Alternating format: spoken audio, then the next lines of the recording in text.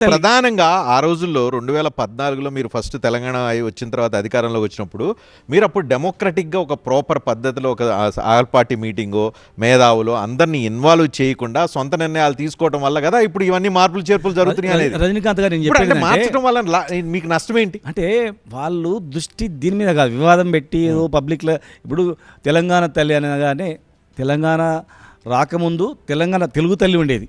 తెలుగు తల్లి కూడా మా మహబూబ్నగర్లో ఫస్ట్ అప్పుడు ఒక కలెక్టర్ తయారు చేయించి పెట్టిండు.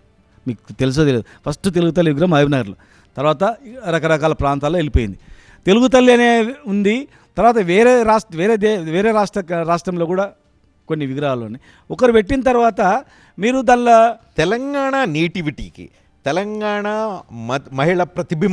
మహిళకి ప్రతిబింబంగా లేని తెలంగాణ తల్లిని మారిస్తే అంటే మరి బతుకమ్మ తెలంగాణ ప్రతీక కదా.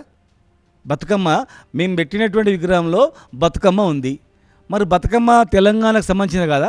ఈరోజు ఆంధ్రప్రదేశ్లో కూడా బతుకమ్మ చేసుకుంటారు, ప్రపంచ దేశాలు కూడా బతుకమ్మని చేసుకుంటున్నారు. బతుకమ్మ అనేది ఒక పవిత్రమైనటువంటి మహిళలు చేసుకునేటువంటి పూజ. ఒక మహిళా విగ్రహాన్ని మనం పెడుతున్నప్పుడు, మహిళా మాతృమూర్తిని పెడుతున్నప్పుడు బతుకమ్మను ఎందుకు చేసిండ్రు? మరి నెత్తి మీద బతుకమ్మను పెట్టుకునేది ఉండే, అదెందుకు తీసిండ్రు? జనరల్గా మనం కుడికాలు పెట్టాలంటాం, అరే మంచి శుభసూచకము, ఇంట్లో కోతున్న కుడికాలు పెట్టండి అని చెప్తారు జనరల్గా. మరి ఎడమకాలు పెట్టినట్ల ప్లస్ ఏం లేకుండా బతుకమ్మని తీసేయడము, దానివల్ల ఏం లేకుండా ఎందుకు మామూలు సామాన్య సగటు తెలంగాణ మహిళ రోజు కిరీటాలు పెట్టుకొని బంగారం ఆభరణాలు పెట్టుకొని అయితే తిరగరు కదా. సగటు మహిళను రిఫ్లెక్ట్ చేస్తే మీకు ఏంటి ప్రాబ్లం? సరే బతుకమ్మని తీసి చెప్పండి. సరే పెట్టిండ్రు, ఓకే, మేము కూడా ఒప్పుకుంటాం. బతుకమ్మను చేతుల్లో నెత్తి మీద పెట్టేది కదా. తెలంగాణ అంటేనే బతుకమ్మ కదా. బతుకమ్మ బోనాలు ఇవన్నీ కదా. సో కేసీఆర్ ఆనవాళ్ళు తీసేద్దాం అనుకునే మీ ప్రయత్నం ఒకటేనండి, సాధ్యమవుతుంది. ఈ కేసీఆర్ ఆనవాళ్ళు తీయడం అనేది ప్రతిరోజు నిమిషం అది కనపడుతుంటుంది. మా జగ్గారెడ్డి గారు ఇట్లా మన ఆయన నియోజకవర్గానికి పోగానే కనిపిస్తుంది. ఇప్పుడు వినండి, ప్రభాకర్ వచ్చి చక్కగా ఇన్విటేషన్ ఇచ్చారు, ఆహ్వానం పలికారు, రేపు రావచ్చు, వచ్చి అదిగో ఇట్లా ఉండకూడదు, ఇట్లా ఉండాలి, ఈ మార్చండి, ఇది మార్చండి ఆ సూచనలు చేస్తే నేను స్వీకరిస్తానని స్వయంగా ముఖ్యమంత్రి చెప్తున్నాడు కదా. ప్రతి మహిళ రోజు నల్ల ఇప్పేటప్పుడు కేసీఆర్ గారు గుర్తొస్తారు, గుర్తుపెట్టుకోండి. ప్రతి మహిళ 15 రోజులకు ఒకసారి మా మహబూబ్నగర్లో మంచినీళ్ళు వచ్చేటివి. ప్రతి ఇంట్లో మంచినీళ్ళు వచ్చేటంటే గుర్తుపెట్టుకుంటుంది. హాస్పిటల్కి పోతే గుర్తుపెట్టుకుంటుంది ఆమె. ప్రతి నెల కాగానే లేట్ అయిందంటే ఇప్పుడు 2 నెలల మహిళల పెన్షన్ రాలేదు, 4,000 వదిలిపెట్టి పెన్షన్ 4,000 కాదు, ఉన్న 2,000 కూడా రాలేదు. వాళ్ళు రోజు గుర్తుపెట్టుకుంటారు, అరే కేసీఆర్ గారు ఉండే పాప పుణ్యాత్ముడు అంటే అని చెప్పేసి. వాళ్ళ తూర్పడికి లేదు. ఎందుకు? ముఖ్యమంత్రి గారు కానీ, మంత్రులు కానీ, ఎమ్మెల్యేలు కానీ సెక్రటరీ అడుగు పెడుతుంటే గుర్తురా. పేర్లు మార్చేసి కేసీఆర్ ఆనవాళ్ళు తుడిచేద్దామంటే సరిపోదు. నీళ్ళు ఇచ్చి, డబ్బులు ఇచ్చి, ఇవన్నీ ఎక్కడ వాళ్ళు దృష్టి పెట్టాల్సి. మాకన్నా కొత్త పథకాలు తీసుకురండి, అమలు చేయం, మేము కూడా సంతోషిస్తాం. మేము 11 సంవత్సరాలు నాకు కేసీఆర్ గారికి మాకు ఆయన ఉద్యమం ఉన్నప్పటి నుంచి, స్టార్ట్ అయినప్పటి నుంచి సంబంధం ఉంది.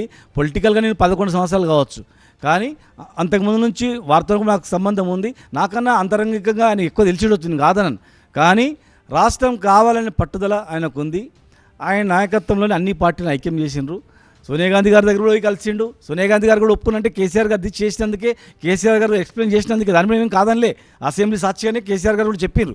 కేసీఆర్ ఈ టీసీ తీసేసినంత మాత్రాన ఆనాలు పోవడం అనేది తప్పది, ప్లస్ పేర్లు మార్చినంత మాత్రాన పోవడం తప్పది. మీ ఆనవాళ్ళు కొత్త చేయండి, మీ ఆనవాళ్ళు కొత్త ప్రతిబింబించేటట్టు చేయండి. కానీ కేసీఆర్ ఆనవాళ్ళ సంగతి మిగతా ఏమో కానీ ఒక ఆనవాళ్ళు మాత్రం యాజ్ ఇట్ ఈజ్ ఫాలో అవుతున్నారు. ఫిరాయింపులు అనేది కేసీఆర్ ఫిరాయింపులు ప్రోత్సహించారు, మీరు అంతకంటే మించి ప్రోత్సహిస్తున్నారు జగ్గారెడ్డి గారు. మరి ఫిరాయింపులు స్వేచ్ఛ అన్నారు, ఎక్కడుంది సార్ స్వేచ్ఛ?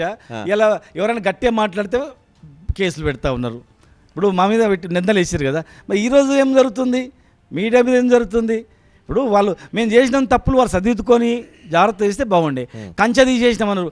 కిరణ్ కుమార్ రెడ్డి గారు వేసిన కంచెను మేము వేసినామన్నారు, పీకేసారు, మళ్ళీ కంచె వేసారు కదా. కొంచెం కంచె చేస్తే మీరు పెద్ద కంచె, మళ్ళీ కంచె వేసారు, వాళ్ళు కంచె తీసేసారు.